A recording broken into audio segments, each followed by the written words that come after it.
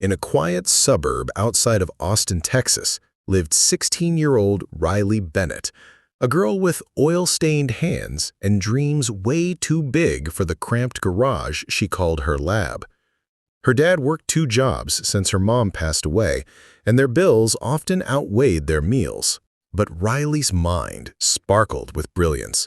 She scavenged junkyards for old electronics, built circuits from scratch, and treated broken microwaves like gold mines. She wasn't just smart, she was extraordinary, though the world hadn't noticed. Not yet. At Jefferson High, Riley mostly kept to herself, except for one unexpected friendship, Ava Sinclair, a wealthy girl whose father owned a chain of tech startups. Ava, with her designer clothes and Tesla rides, should have been untouchable. But Ava saw something in Riley no one else did. Their bond began when Ava found Riley fixing a broken VR headset in the school's trash. "Can you teach me how you did that?" she asked, eyes gleaming. That one question lit a fire neither of them expected.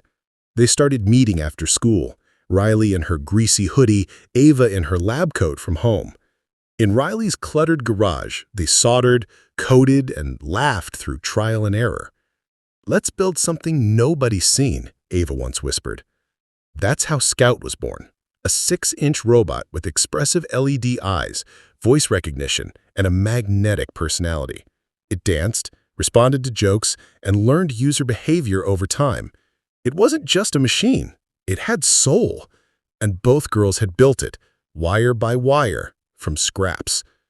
But the moment they uploaded Scout's demo video on TikTok, the internet exploded. Comments poured in. "Better than Amazon's Astro," one said.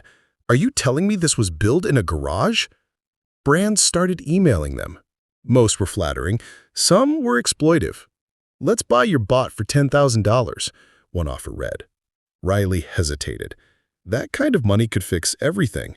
Her dad's surgery, the bills, even a new garage door. But Ava held her hand. "We're not selling our dream. Not like this." Then came the call. Novatech, one of Silicon Valley's most revered firms, invited them to the Young Innovators Summit in San Jose. "All expenses covered," said the email. Riley's breath caught in her throat. "They want us?" Ava grinned. "They need us." Riley had never been on a plane before. She packed Scout in a padded lunchbox and hugged her dad so tightly that morning. "Make us proud, kiddo," he whispered, tears in his eyes. San Jose was overwhelming. Neon lights, tech booths, drones flying overhead. It felt like the future. Most presenters were boys in suits from private academies. Riley stood there in a second-hand jacket, Scout buzzing nervously in her hands. But when she took the stage and Scout danced to Billie Eilish and said, "Hi, I'm Scout, built by 2 girls in a garage," the room erupted. Judges clapped, CEOs smiled. Something changed in that moment. Riley wasn't invisible anymore. Later, a Novatech executive named Elena Costa approached them. "We'd like to mentor you both. Scout has potential, not just as a product, but as a movement. Girls, in STEM, in real life." Riley and Ava exchanged wide-eyed glances. It was more than they had imagined. But success didn't come without friction. Investors wanted to mold Scout into something commercial. "Strip down the personality, make it cleaner, more profitable," one man said. Riley was furious. "You don't get it. This bot isn't just wires." The tension bled into their friendship. Ava, trying to mediate between Riley and the investors, started spending more time at Novatech meetings. Riley, feeling left behind, returned to Austin alone. The garage was colder now. Scout sat in the corner like a forgotten dream. She missed Ava. She missed who they were before the pressure.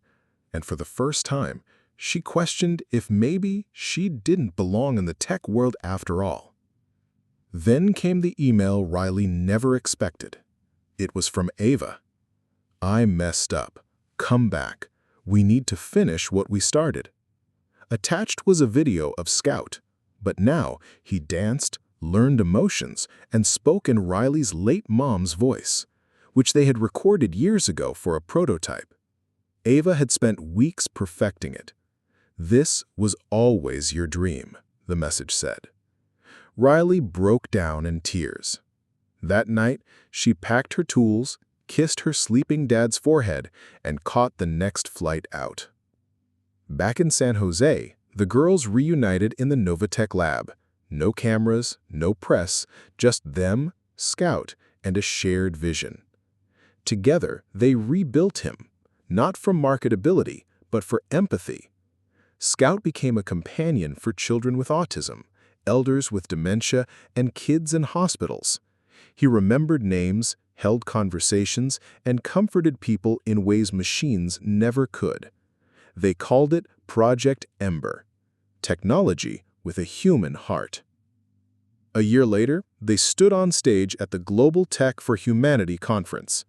Ava in a sleek white dress, Riley in her signature hoodie. Scout sat between them, holding both their hands. "We didn't build a robot. We built hope," Riley said into the mic. The crowd gave them a standing ovation. News anchors, influencers, even Michelle Obama tweeted about them. "From garage to global," one headline read. But behind all the glamour stood two girls who just believed in each other. They declined offers from billion-dollar firms and instead launched their own company, HeartSpark Robotics, focused on ethical AI and human-centered design. Riley became the CTO, Ava the CEO. They built scholarship programs for girls in underserved communities. Scout was produced in affordable batches and distributed across hospitals, schools, and elder care centers across the country. People didn't just want Scout, they needed him. Back home in Austin, Riley's dad watched his daughter on the news every night, beaming with pride. "That's my girl," he told his coworkers. They even built a new lab at Jefferson High named after Riley.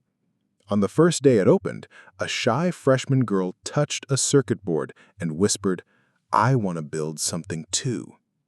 Riley, watching from the door, smiled. The cycle had begun again.